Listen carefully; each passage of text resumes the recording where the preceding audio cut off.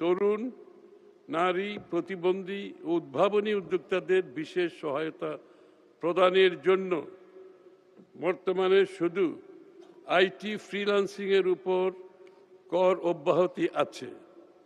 এই কর অব্যাহতির সুবিধা অন্যান্য সকল প্রকার ফ্রিল্যান্সিং আয়ের ক্ষেত্রে সম্প্রসারণ করার প্রস্তাব করছি।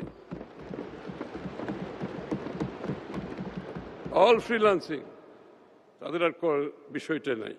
এর ফলে ফ্রিল্যান্সাররা তাদের আয় বৈধ পথে ব্যাংকিং চ্যানেলের দেশে আনতে উৎসাহিত হবে। তরুণদের উদ্ভাবনী কাজে উৎসাহ যোগাতে সকল ধরনের কন্টেন্ট ক্রিয়েশন হতে আয়কে করমুক্ত করার প্রস্তাব করছি।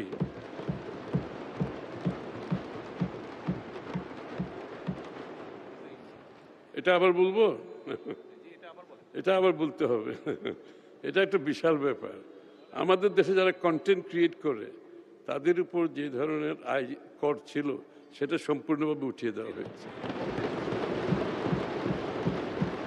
কারণ আমাদের